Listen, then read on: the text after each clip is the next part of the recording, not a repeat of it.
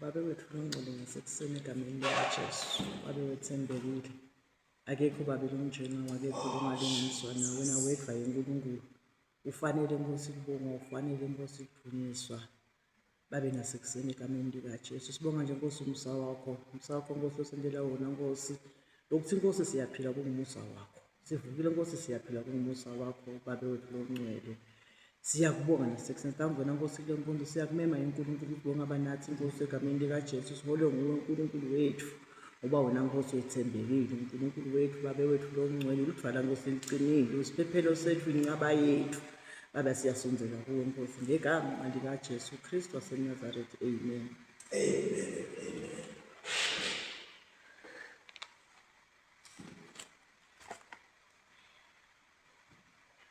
Iphupho lethu sitalithola ku-105, saqala kuvesi 1 sokugcina ku-22.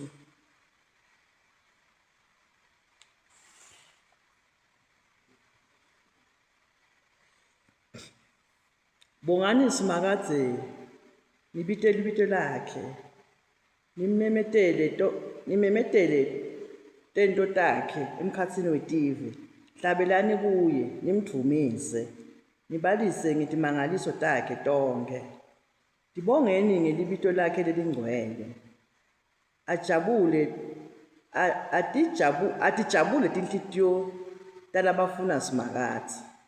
Funani kwati simakatsi nemandla akhe, nifunisise buso bakhe onke emalanga. Khumbulani timangaliso takhe latendile, nikhumbule tibonakaliso takhe kanye netehlulelo temlomo wakhe.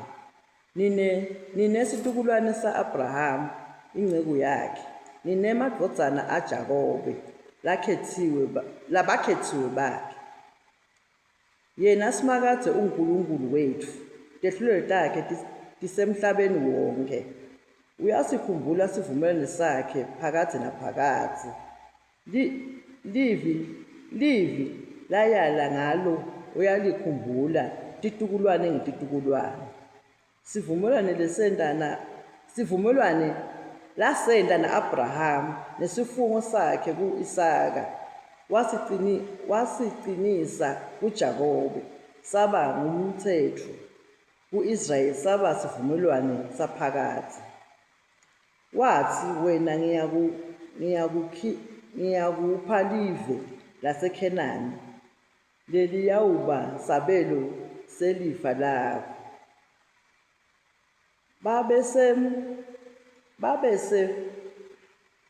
Babese mbhalwa ngesibalo, yebo babeyingcosana, batihambi kulelo live. Bazula banzinza etiveni netive, basuka kulomunye umbuso baya kulomunye. Kodvwa akavumelanga muntu kutsi abahluphe. Ngenxa yabo wajezisa ngisho emakhosi. Wathi, ningabatsinzi labagcotshiwe bami, ningacali nibalimate baprofethi bami. Wathumela indlala kulelo live, waphela kudla kati walala etiko. Wathuma indvodza yahamba kucala kunabo, Josefa, lowatsengiswa waba sigcili. Tinyawo takhe batibopha ngetinketane, naye lucobo lwakhe waboshwa ngetinsimbi. Kwaze kwaba sikhatsi lekwagcwaliseka ngaso livi lakhe. Nelivi lasimakadze lamvivinya, lamtfola kutsi uqinisile. Faro inkosi wathumela kutsi akhululwe. Yebo, umbuso wetive wamkhulula, wamenda waba sikhulu semuti wakhe, waba ngumndvunankulu welive lonke. Akudunyiswe uyise nendodana namoya longcwele, njengoba bekunjalo ekuqaleni, kusenjalo nanyalo, kuyawuba njalo kutekugcineni. Amen. Sifundo sokuqala sitholakala kuJona testamenteni lelidzala kuJona 2 siqala verse 2 sogcina verse 9.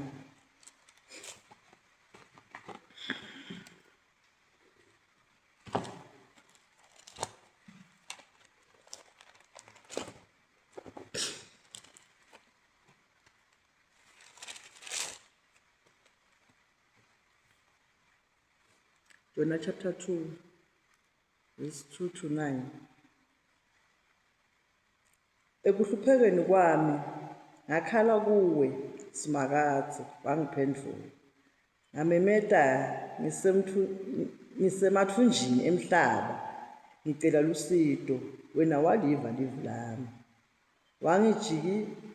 Wangijikijela ekujuleni enhlitweni yetilwandle emanti angidungeleda onke emagagasi nemanti endlula etukwami. Ngase ngithi sengixoshiwe emehlweni akho, noko ngiyawuphindze ngibuke lithempeli lakho lelingcwele. Emanti angimbonya angihisha kujula kwangidungeleda tindze bhuluka tangitsandzela enhloko.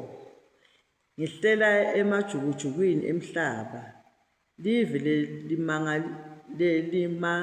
lelimasango alo ahlala akhiyiwe kuze kube phakathe.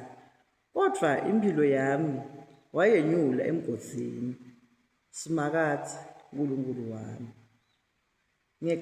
Ngesikhathi umphefumulo wami uphelelwa ngamandla ngakukhumbula wena simakathi. Umthandazo wami wafinyelela kuwe ethempelini lakho lelingcwele. Labo labakhonda boNkulunkulu labalide bamshiyile uNkulunkulu sibili lophathana ngemusa. Kepha mina ngiyawuhlabela kuwe ngelivi lokubonga, nginikele imihlatshelo. Loko lengikufungele kuyawufeza insinziso ivela kusimakathi. Siphela lapho sifundo sekuqala. Sifundo sesibili sitholakala eTestamenteni lelisha baseFesu 6 sitawuqala kuverse 10 sogcina ku-20.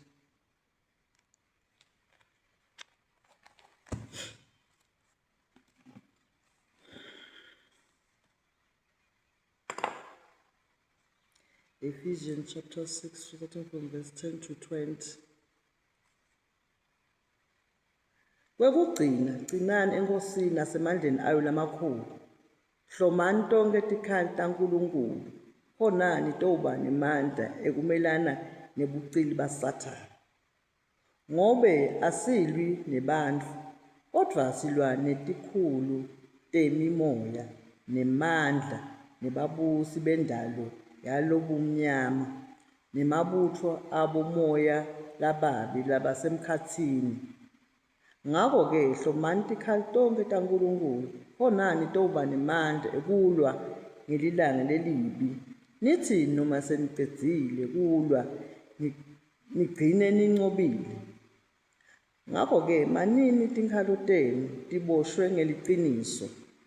Nifake sivikelo sesifuba lesikulunga. Tinyawo tenu tigcokiswe kulungela kushumayela livangeli kuthula. Kunako konke nitsatse lihawu lelikukholwa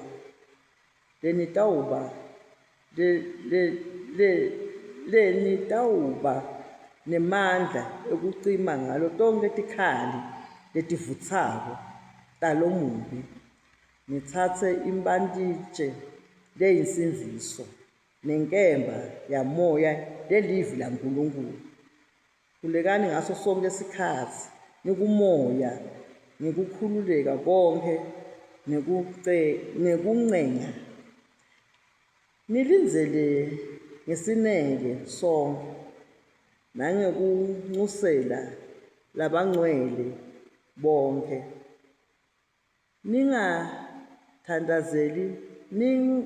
Ningithandazele nami khona ngitewuphiwa livi, ngithi nangivula umlomo wami ngiyishumayele ngaso sonke sibinzi imfihlakalo yelivangeli. Ngikhulekeleni-ke ukuthi mine lengilinxusa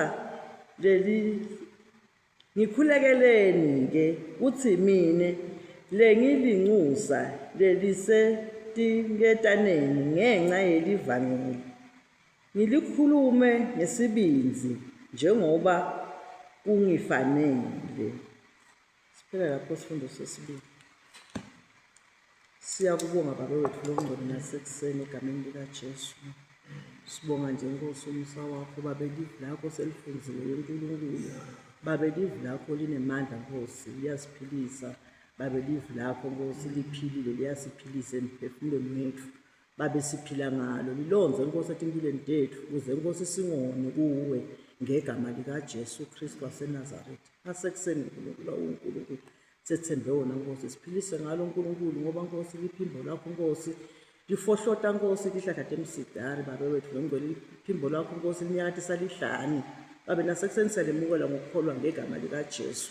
Siyakubonga nasekuseni ngoba lapho Nkosi sawukhuluma ngalo uNkulunkulu longathi Nkosi besingazinda ngalo, sihlale ngalo Nkosi egameni likaJesu silinzele lona konke lokhu sikuyocela Nkosi wethemba wona Nkosi, hayi Jesu Kristu Nkosi yethu. Amen.